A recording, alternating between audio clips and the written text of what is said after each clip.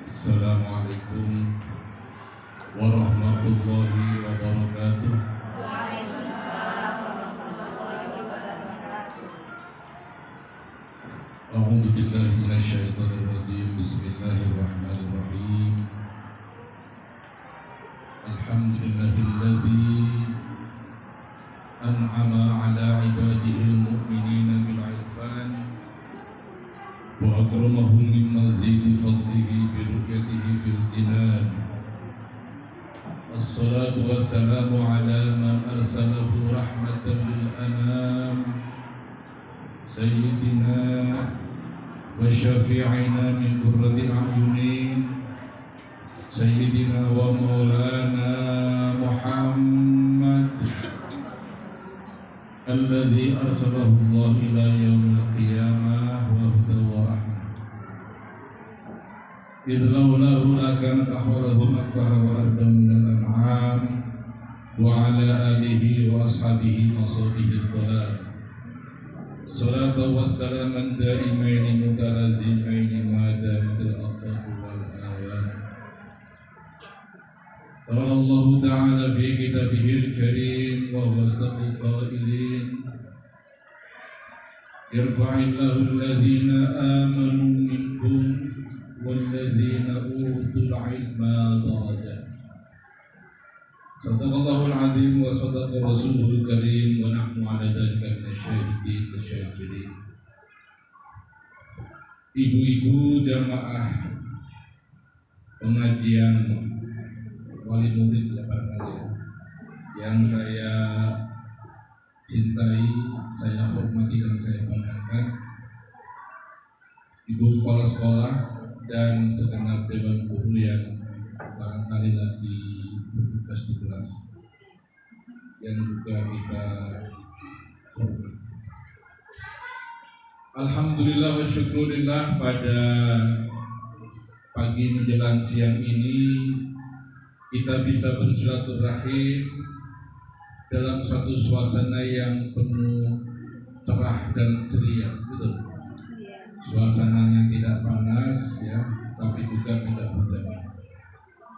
Ini merupakan satu kenikmatan yang harus kita syukuri. Kalau tidak salah, ini majelis merupakan majelis pertama ya, yang dirintis oleh ibu-ibu terutama ya, yang merasa peduli dengan taklim atau peningkatan ilmu. Ini merupakan hal yang luar biasa dan mudah-mudahan ini akan berjalan dengan istiqamah, akan berkesinambungan. Karena apa, ibu-ibu yang saya hormati?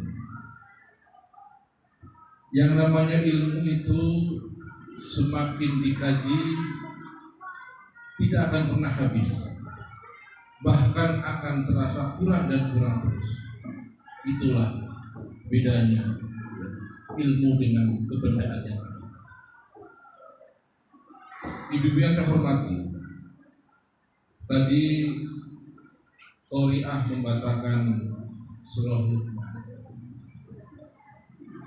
Luqman ini merupakan seorang pendidik yang legendaris, yang diabadikan dalam surah Al-Quran yang sangat terkenal, yakni surah Luqman. Kalau tidak salah surat ke-31. Luqman ini merupakan wakilah min ba'dil auliya. Sebagian orang mengatakan Luqman ini merupakan seorang wali Allah. Yang lain mengatakan bahwa Luqman seorang yang sangat luar biasa sehingga namanya diabadikan oleh Allah. Ibu-ibu, hari ini, saat ini kita hidup di era yang disebut dengan 4.0 atau dengan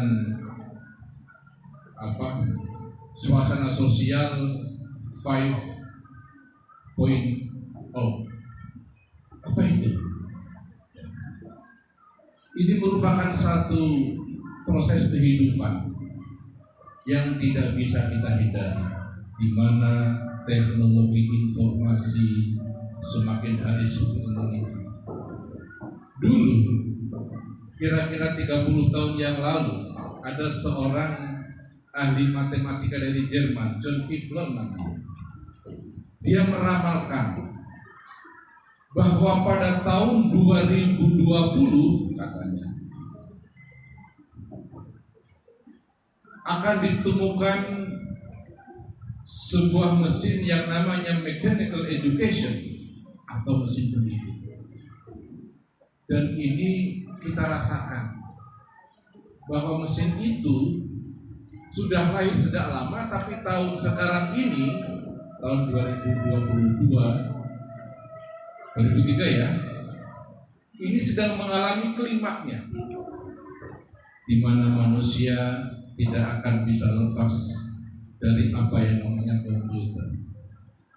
Anak-anak kita tidak akan pernah lepas dari apa yang namanya handphone, gadget, dan seterusnya.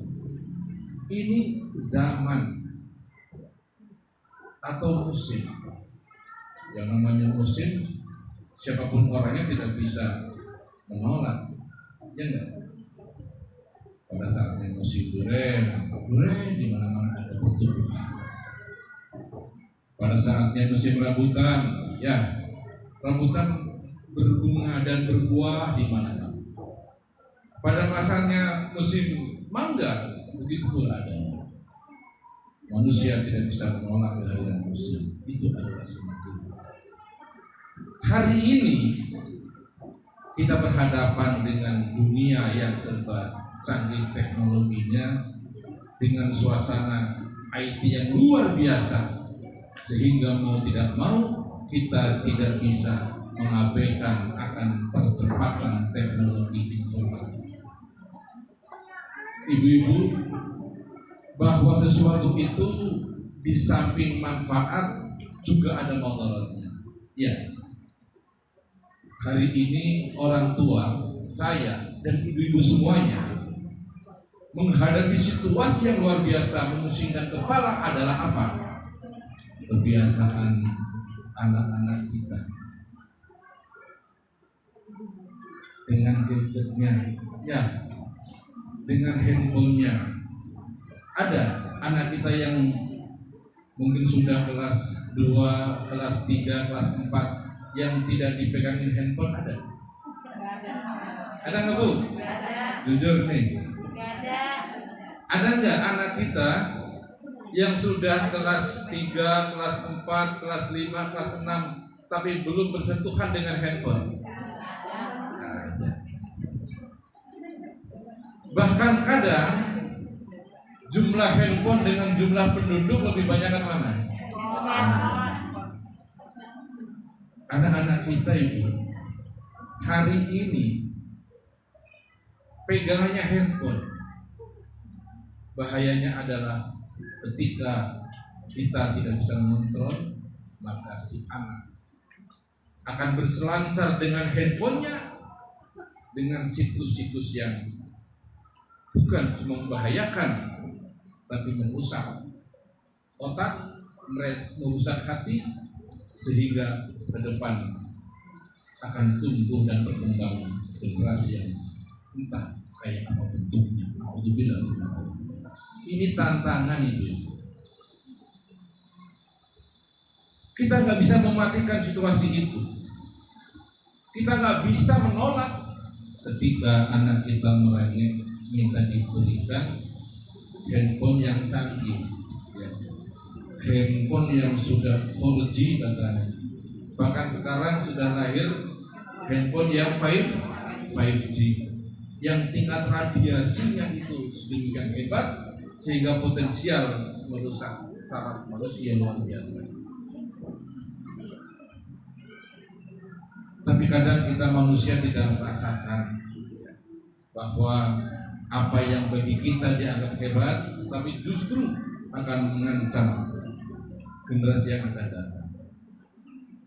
Maka yang terpenting adalah bagaimana kita mendidik anak ini dan menganjurkan anak kita untuk menggunakan gadget dengan tepat guna.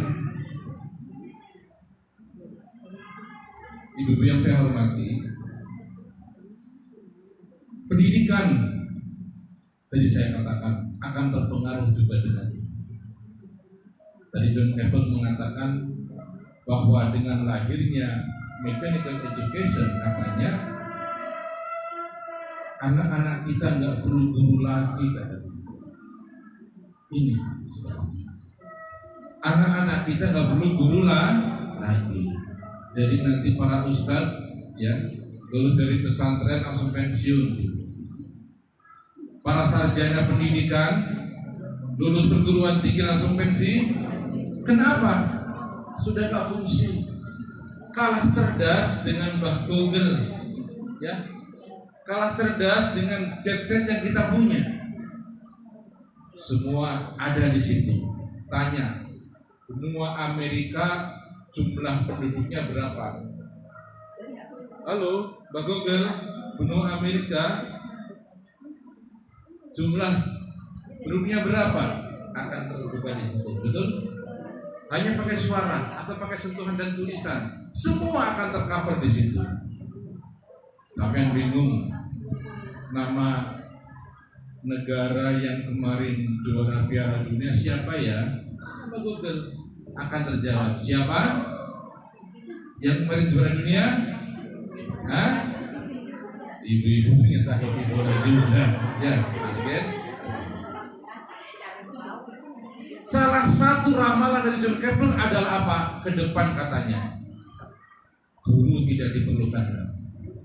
Ini yang akan menjadi tantangan bagi generasi kita ke depan. Ibu-ibu, banyak penelitian tentang Al-Quran. Bahkan ada yang spesifik meneliti tentang surah Luqman, tentang bagaimana Luqmanul Hakim mendidik anaknya di usia dini. Allah menggariskan dalam surah Al-Luqman, tadi sudah dibacakan oleh Qari'ah. A'udzubillahi minasyaitonir rajim. Bismillahirrahmanirrahim. Wa idza qala Luqmanu libnihi wa huwa ya'idukum ya bunayya la tusyrik billah inna syirka la dzulmun adzim. Wahai anakku, kata Luqman, la tusyrik billah, jangan sekali-kali kau sekutukan Allah. Inna syirka la dzulmun adzim, karena sesungguhnya syirik itu merupakan kesesatan yang luar biasa. Ini pertama kali Luqman mendidik anak, si jabang bayi yang keluar dari rahim sang ibu. Pertama kali yang diperkenalkan adalah apa? Tauhid. Memperkenalkan Allah dengan anak kecil. Maka tradisi kita umat Islam, ketika sang jabang bayi lahir, maka apa yang diperdengarkan kepada anak kecil kita? Suara lewat telinga kanan. Allahu Akbar, Allahu Akbar. Terus lewat telinga kiri. Qad qamatis shalah, qad qamatis shalah. Tujuannya apa? Sebelum telinga ini mendengar nyanyian dangdut, ya Bu ya, sebelum hati anak kita dirasukin oleh hal-hal yang bersifat duniawi, canangkan dulu tentang hakikat ilahiyah, tentang hakikat Allah sebagai satu-satunya zat yang harus kita sembah dan kita akui sebagai Rabb kita, sebagai Tuhan kita. Qul huwallahu ahad, Allahus samad, lam yalid wa lam yulad wa lam yakul lahu kufuwan. Luqmanul Hakim pertama kali meletakkan pondasi pendidikan pada si anak adalah pondasi ideologi, pondasi teologi, pondasi ketauhidan, agar si anak ini ke depan ketika dia tumbuh menjadi orang dewasa sudah kuat tauhidnya, mengaku bahwa Allah itu adalah satu-satunya zat yang harus kita akui sebagai Rabb, dan tidak boleh disebutkan dengan siapa. Ini Luqman Hakim dalam pendidikan kepada si anak ini, sistematikanya pertama, tanamkan tauhid sedalam-dalamnya kepada si anak agar ke depan anak yang terlahir sebagai muslim akan kokoh keislamannya karena dia sudah kita tanamkan jiwa ketauhidan di dada. Yang kedua, setelah tauhid menancap di sanubari yang paling dalam, yang kedua adalah tanamkan akhlak kepada si anak ini. Akhlak kepada siapa? Dalam surah berikutnya, wa wasainal insana biwalidayhi hamalathu ummuhu wahnan ala wahnin wa fisaluhu fi amain anishkurli wa liwalidayka ilayal masir. Luqman mewasiatkan kepada sang jabang bayi apa? Untuk menghormati Allah dengan tauhidnya, dan yang kedua menghormati ibu. Wa wasainal insana biwalidayhi, terutama kepada sang ibu. Kenapa? Ibulah yang hamalathu ummuh, yang mengandung sang jabang bayi dalam suasana wahnan ala wahnin, susah bertambah susah, payah bertambah payah. Anak harus tahu bahwa ibulah sebagai wasilah yang melahirkan kau ke muka bumi, bukan tanpa pengorbanan, bukan tanpa biaya. Semua yang ibu curahkan untuk jabang bayi adalah semuanya demi lancar kelahiran dan tumbuh kembang anak. Maka di sini anak harus kita tunjukkan bahwa setelah Allah adalah ibumu yang harus kau hormati. Ini namanya akhlak. Pertama, pendidikan tauhid. Kedua, pendidikan akhlak kepada si jabang bayi, sehingga ke depan dia akan lahir sebagai anak yang insya Allah bisa memberikan syafaat bagi kedua orang tua kita. Ibu-ibu, ada nggak Bapak? Ada satu. Dalam soal menanamkan akhlak kepada sang anak, baginda Rasulullah Sallallahu Alaihi Wasallam telah memberikan contoh yang luar biasa. Rasul itu paling sayang kepada sang cucu, terutama Sayyidina Hasan dan Husain. Suatu saat, sesuai dengan kisah Abu Dzar, ketika Rasulullah sedang bercengkrama dengan para sahabat, sedang duduk, datanglah Sayyidina Hasan dan Husain dengan sifat jenaka dan manjanya. Langsung Hasan Husain naik ke pundak baginda Rasulullah. Memang Rasulullah itu saking sayangnya kepada sang cucu, sering Rasulullah itu kuda-kudaan sama cucunya. Ya, bahkan ketika sholat pun pernah sahabat bingung, ini Rasulullah kok sujudnya ramah banget, kenapa? Dikira sakit atau apa? Ternyata apa? Di pundaknya bersandar dua cucu Sayyidina Hasan dan Husain lagi bergelayut di pundak baginda Rasulullah yang sedang sujud. Akhirnya Rasulullah tidak bangun-bangun. Tujuannya apa?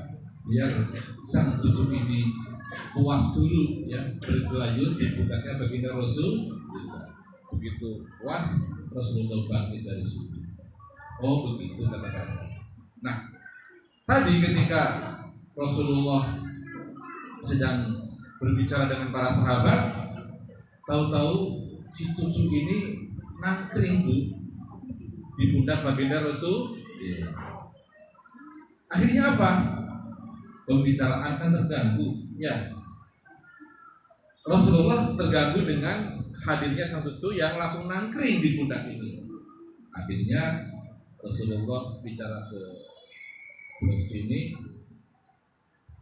turun ini, kakek lagi bicara dengan sahabat-sahabat. Turun ya nak ya, turun. Nah, Sayyidina Ali sebagai bapaknya kan nggak nyaman dengan pemandangan seperti itu ya. Lagi ada pembicaraan serius, tahu si anak pencilaan naik ke gunung Rasulullah. Akhirnya apa? Sayyidina Ali memandang kedua anak dengan tatapan yang penuh kemarahan. Dalam bahasa Prancisnya dipendelengin gitu, diplototin. Akhirnya apa? Sayyidina Hasan Husain bergetar badannya. Ditanyalah oleh Rasulullah, wahai cucuku, kenapa kamu bergetar? Dia menjawab, takut. Takut sama siapa? Bapak ngotot. Akhirnya Hasan Husain pun ditarik oleh Sayyidina Ali, langsung tepuk pahanya. Rasulullah marah. Kenapa? Ini cucu kesayangan kok ditampar oleh sang bapak. Akhirnya tegurlah Sayyidina Ali oleh Rasulullah. Wahai menantuku Sayyidina Ali, jangan kau marahin anak, jangan kau pukul cucuku. Ini adalah cucu kesayanganku, jangan kau pukul. Langsung Sayyidina Ali, naam. Karena sang menantu ketika Rasulullah mencegah pasti akan sam'an wa ta'ah. Jadi Rasulullah memarahin Sayyidina Ali gara-gara menampar anak, nempeleng anak. Lalu turunlah malaikat Jibril, negur baginda Rasulullah, mengingatkan Rasulullah, wahai Muhammad, apa yang dilakukan oleh Sayyidina Ali itu benar. Jangan kau salahkan Sayyidina Ali. Akhirnya Rasulullah pun terdiam dengan teguran malaikat Jibril. Akhirnya Jibril pun berpesan terhadap baginda Rasulullah, wahai Muhammad, rawatlah, kasihlah nama yang baik, dan perbaikilah gizi anak-anakmu, karena di akhirat kelak anak-anakmu akan memberi pertolongan. Itu kata yang terkuat dari malaikat Jibril menegur baginda Rasulullah Muhammad sallallahu alaihi wasallam. Rawatlah. Maka setelah Rasulullah mendengar teguran dari malaikat Jibril, Rasulullah memberikan pencerahan kepada para sahabat. Wahai para sahabat, tadi malaikat Jibril mengingatkan saya ketika saya memarahi Sayyidina Ali gara-gara dia nabok cucuku. Tamparan Sayyidina Ali ini bukan nakalan atau membuat anak kapok dan jerah, bukan, bal ta'liman, tetapi tujuannya untuk mendidik. Maka malaikat Jibril ngasih isyarat kepada baginda Rasulullah, rawatlah. Artinya apa? Anak kecil kita ini harus dirawat dari aspek apa? Etika. Biar ketika si bapak atau si ibu lagi ada tamu, si anak kita kasih tahu enak. Ketika bapak sedang bicara sama orang lain, kamu diam, kamu jangan ribut, kamu jangan berisik, apalagi sampai naik ke punggung. Gak sopan, akan ganggu pembicara. Dibisikin anak agar tahu akhlak, agar tahu tata kerama. Selanjutnya berilah kepada anak kita nama yang baik. Ibu-ibu yang saya hormati, dulu zaman saya kecil, nama kita itu pendek-pendek. Paling nama Taufik, satu kata ya. Setelah kita punya anak, gendeng nih.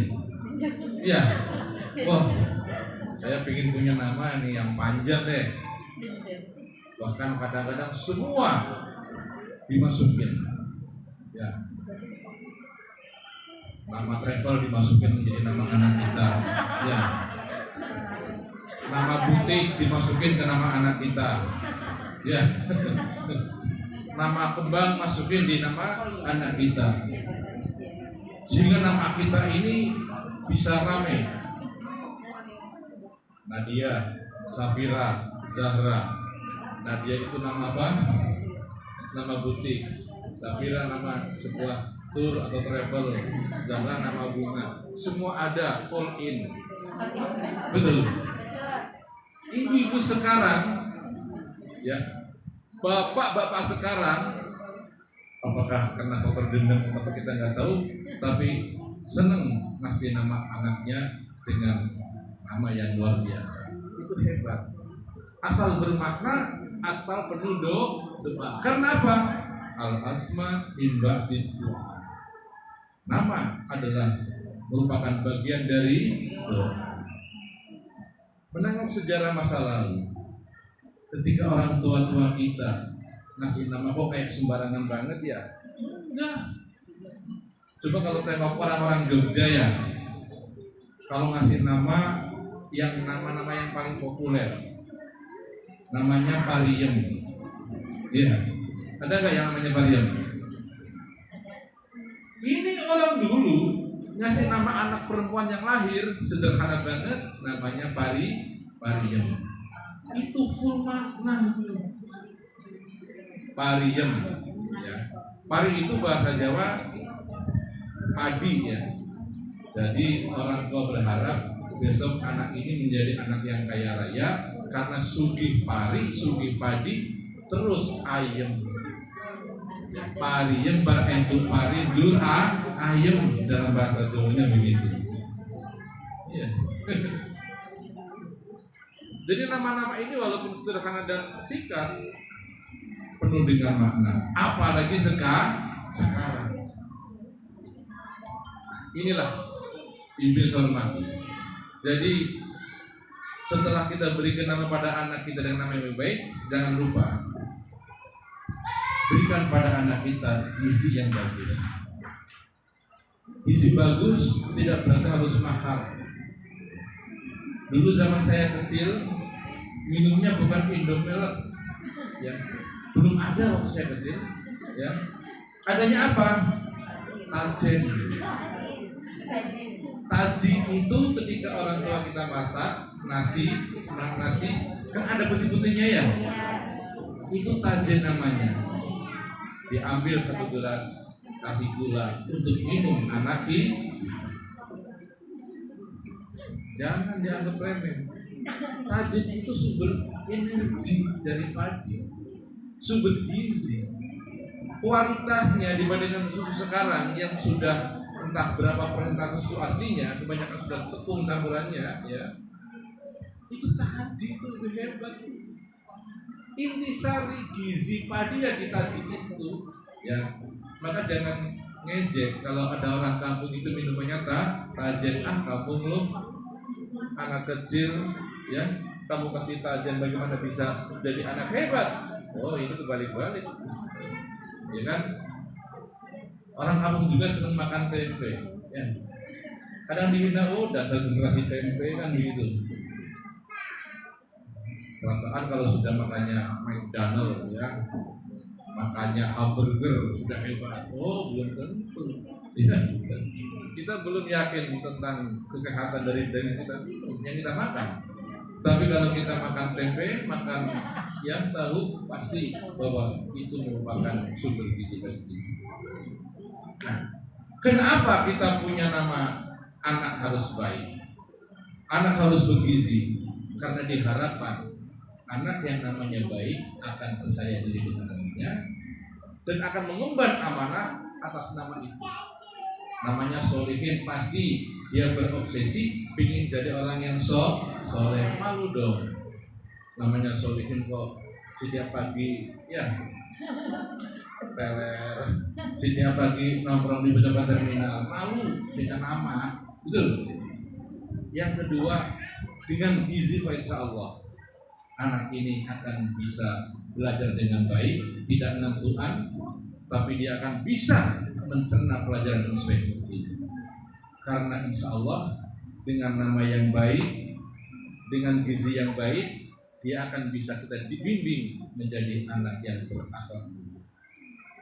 Inilah peristiwa yang terjadi antara baginda Rasulullah dengan sang cucu, memberikan gambaran bahwa setelah anak ini tahu tentang bagaimana hakikat Allah sebagai Rabb-nya, kedua adalah masalah akhlak. Jadilah anak-anak kita anak yang berakhlak mulia. Yang ketiga, Luqman memberikan trik kepada si anak apa? Tentang lahirnya jiwa yang mandiri, jiwa yang penuh percaya diri, jiwa yang cerdas.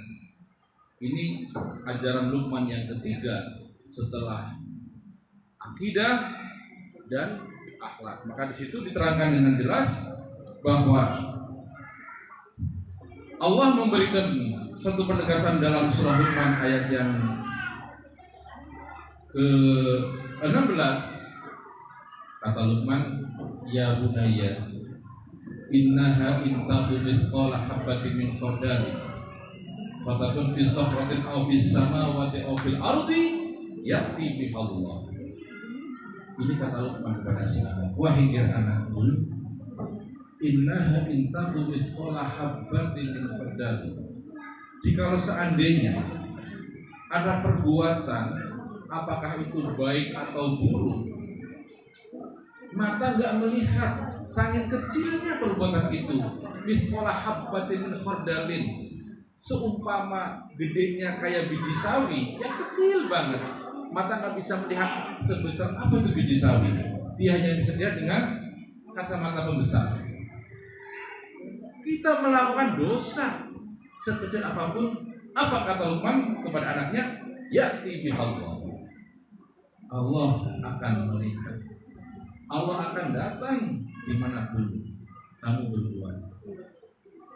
Maka di sini hadirin rahimakumullah, generasi yang punya tauhid, generasi yang punya akhlak, maka harus kita tambahi dengan apa? Dengan kecerdasan, membedakan ayul haq ayul batil. Mana itu perbuatan baik, mana itu perbuatan yang jahat. Karena sekecil apapun perbuatan manusia, Allah akan datang. Walaupun kata Luqmanul Hakim, innaha intahu mithqala habbatin min khardalin fatakun fi sakhratin aw fis samawati aw fil ardi. Seandainya ada perbuatan jahat seperti biji sawi nempel di batu hitam besar yang legam, sudah batu hitam legam, kira-kira kalau ada nempel biji sawi di situ kelihatan nggak? Nggak kelihatan. Atau dia berhamburan di langit, atau terhampar di bumi, percayalah Allah akan lihat. Maka kalau jiwa-jiwa sudah bersandarkan ke nilai itu, akan lahirlah jiwa otonom, jiwa independen yang akan berbuat apapun semata-mata lillah, semata-mata karena Allah, bukan karena calon menantu, bukan karena siapapun, ya, tapi semata-mata Allah. Inilah kecerdasan yang harus kita masukkan kepada si anak, sehingga dia akan lahir menjadi generasi yang bertanggung jawab. Ibu-ibu, salah satu dampak teknologi yang sekarang menghantui kita adalah apa? ke depan, anak kalau tidak bisa menggunakan handphone dengan baik, gadget dengan baik, akan lahir jiwa-jiwa yang egois, jiwa-jiwa yang egois.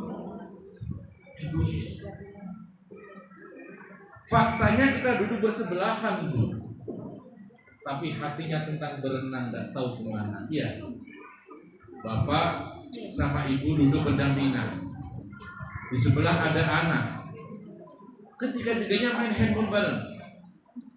Si bapak pikirannya ke Amerika, lagi nonton film porno. Si ibu pikirannya lagi lihat resep masak. Kan nggak ketemu tuh. Si anak main sendiri. Tahu-tahu si anak jalan-jalan entah kemana, diculik deh oleh orang. Anak dengan ibu nggak ada komunikasi, begitu pula ibu dengan bapak nggak ada komunikasi. Gara-gara apa? Sibuk dengan dunia gadgetnya. Inilah jiwa egois yang akan lahir. Bahaya yang akan mengancam generasi yang akan datang adalah, maka setiap saat saya di tengah-tengah keramaian massa, pas naik busway, pas naik MRT, saya shooting itu MRT, semuanya sibuk dengan HP, nggak ada satupun yang nggak pegang HP, betul? Merasakan? Melakukan ini?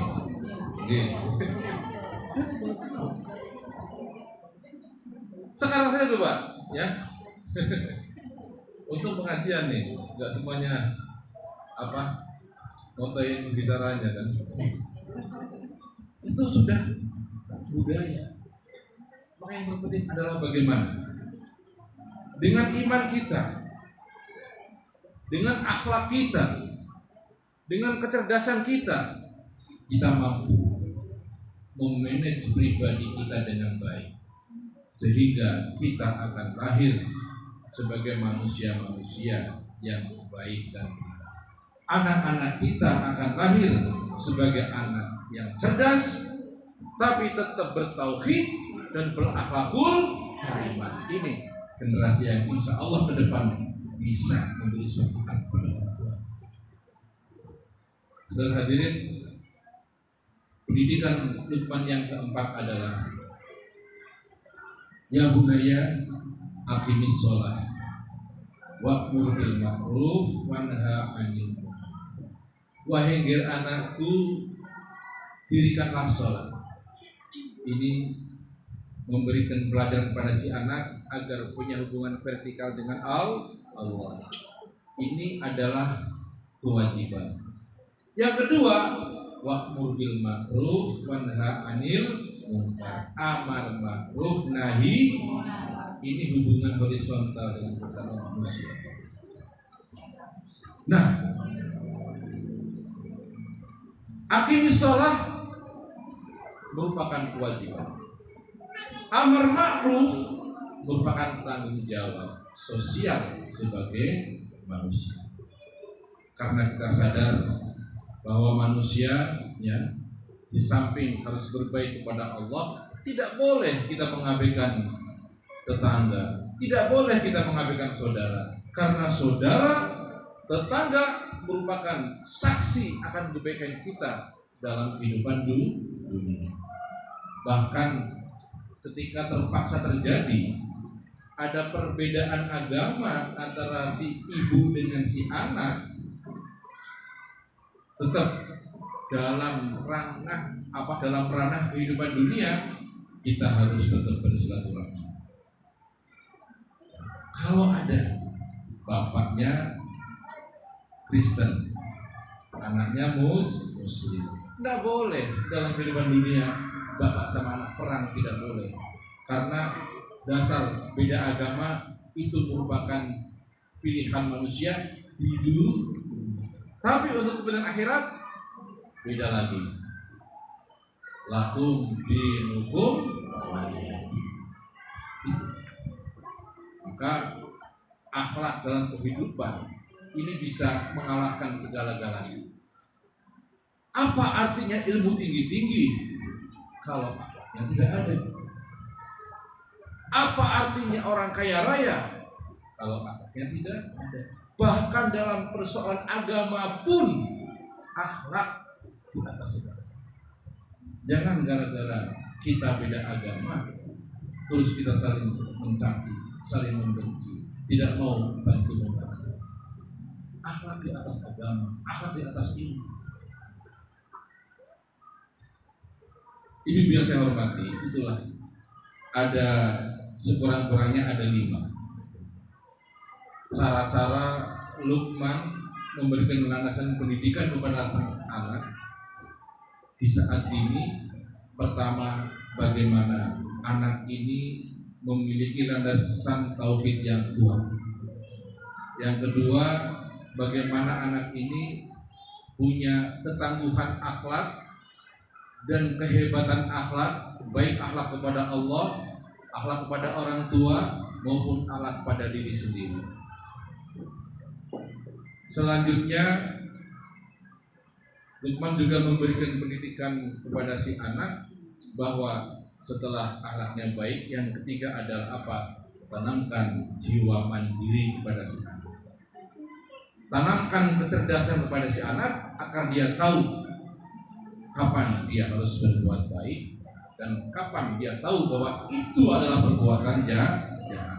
Yang bisa membedakan adalah akal manusia. Manusia dengan binatang sama-sama makhluk Allah, punya jasad, punya kepala, punya hidung, punya mulut, punya telinga. Tapi yang membedakan antara manusia dengan binatang adalah karena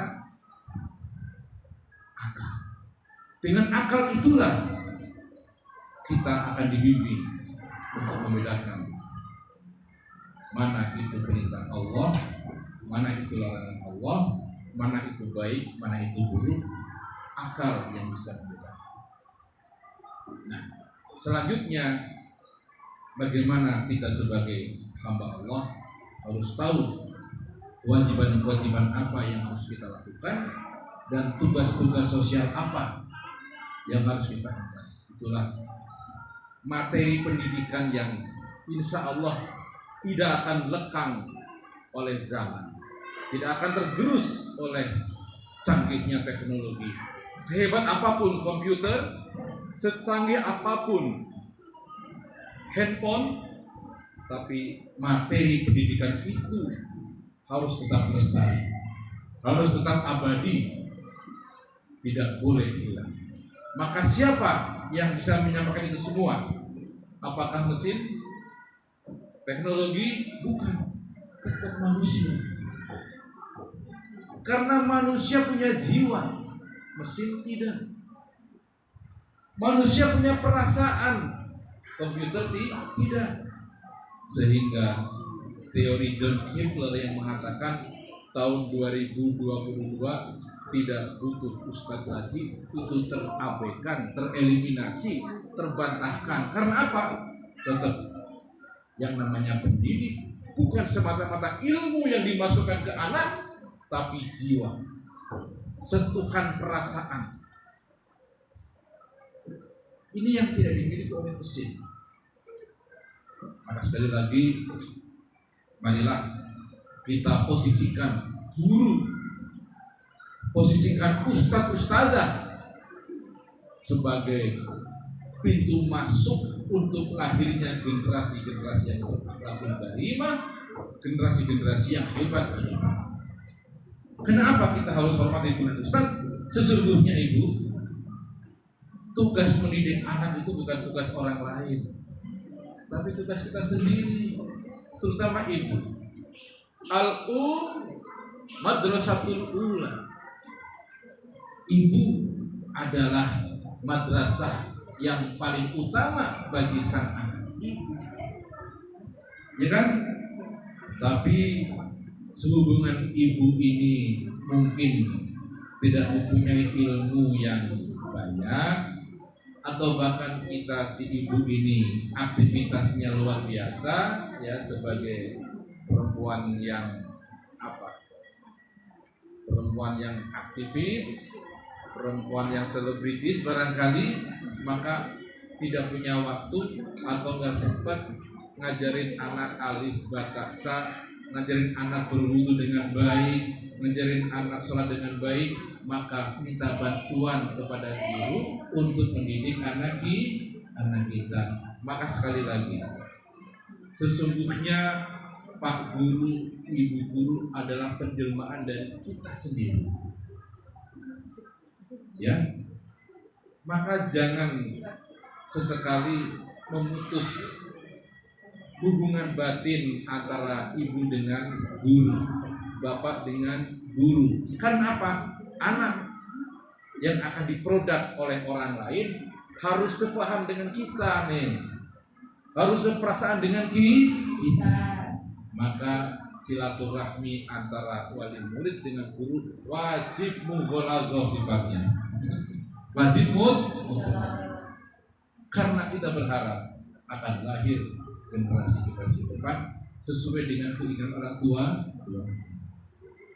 Jangan sampai terjadi sekat komunikasi antara guru dengan orang tua.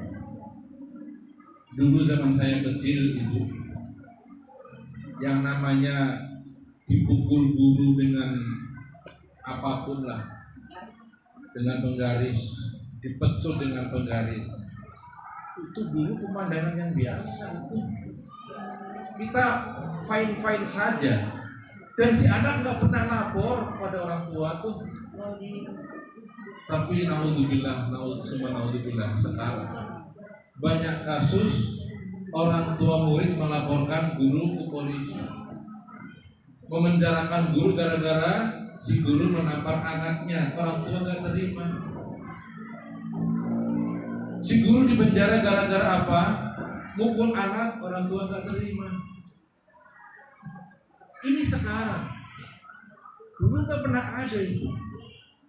Maka jangan heran kalau timbul pertanyaan, kenapa ya anak-anak sekarang ini kok kualitas akhlaknya rendah banget? Kenapa ya anak-anak sekarang ini takdirnya pada orang tua kok nol? Jangan salahkan sekolah, jangan salahkan Pak Guru dan Bu Guru, tapi kita harus introspeksi, harus mawas diri. Ibda bin nafsi. Kenapa terjadi seperti ini? Maka sekali lagi, yang namanya proses pendidikan jangan diserahkan sepenuhnya kepada satu figur saja, tapi harus komprehensif. Bapak, ibu, dan ibu serta bapak guru dalam satu kesatuan, mereka lah yang ke depan diharapkan bisa melahirkan generasi-generasi penerus yang betul-betul sesuai dengan harapan kita, yakni generasi yang betul-betul baik dan bisa memberikan pertolongan kepada orang tua. Itulah sekilas dari tausiah kita pada pagi hari ini. Sudah siang ya, siang hari ini, dan barangkali ada dialog, monggo di ini. Oke, baik, terima kasih Bapak. Mungkin karena keterbatasan waktu ya ibu-ibu jemaah, jadi diberikan satu kesempatan nih untuk bertanya kepada penceramah kita. Apakah ada yang ingin bertanya? Tanyakan.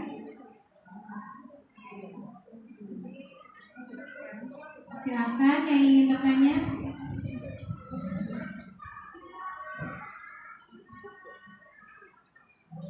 Sudah paham semua ya? Pokoknya paham gak paham mantuk gitu aja ya. Pak, mungkin langsung dilanjut dengan doa penutup ya Pak. Betul kan yang bertanya? Jangan misal nih, mau gratis Bu. Insya Allah mudah-mudahan bukan karena malu bertanya ya, karena kalau malu bertanya sesat di dapur ya. Iya, itu bisa enak masaknya kan. Karena kata saya kan mau bertanya. Ibu yang saya hormati, sebelum saya akhiri dengan doa, saya hanya berharap bahwa majelis yang sangat bagus ini ayo kita teruskan, kita pelihara dengan baik. Hadirkan para penceramah dari berbagai macam ahli ya, dan insya Allah ini akan menjadi sarana thalabul ilmi untuk meningkatkan kapasitas insan. Dan ke depan rencana ini datang rutin bulanan apa bulanan ya, apa mingguan? Bulanan. Kalau bukan terlalu sibuk kali ya. Dan marilah kita akhiri majlis ini dengan membaca doa. Ada hadinya walikulli sholihah wa ala man sallallahu al-Fatihah. A'udzu billahi minasyaitonir rajim. Bismillahirrahmanirrahim. Alhamdulillahirabbil alamin. Iyyaka na'budu wa iyyaka nasta'in. Ihdinas siratal mustaqim. Shiratal ladzina an'amta 'alaihim ghairil maghdubi 'alaihim waladdallin. Allahumma shalli 'ala sayyidina Muhammad wa 'ala ali sayyidina Muhammad sayyidil awwalin wal akhirin. Allahumma taqabbal minna salatana wa siyamana wa du'ana wa ibadana. Allahumma ya Allah ya Fattah ya Alim iftah 'alaina futuhal 'arifin ya Aziz ya Jabbar ya Ghafar. Ighfir lana dhunubana wa li walidina warhamna ya rabbal alamin. Allahumma arina al-haqqa haqqan warzuqna ittiba'ah wa arina al-batila batila. Rabbana zalamna anfusana wa illam taghfir lana wa tarhamna lanakunanna minal khasirin. Rabbana ighfir lana wa muslimin. Rabbana atina fid dunya hasanah wa fil akhirati hasanah wa qina adzabannar. Subhana rabbika rabbil izzati amma yasifun wa salamun alal mursalin walhamdulillahi rabbil alamin. Wassalamualaikum warahmatullahi wabarakatuh. Waalaikumsalam. Terima kasih kami aturkan kepada Dr. Andes Taufik CHMK yang telah menyampaikan ilmu yang penuh hikmah, dan semoga kita semua dapat mengamalkannya dalam kehidupan sehari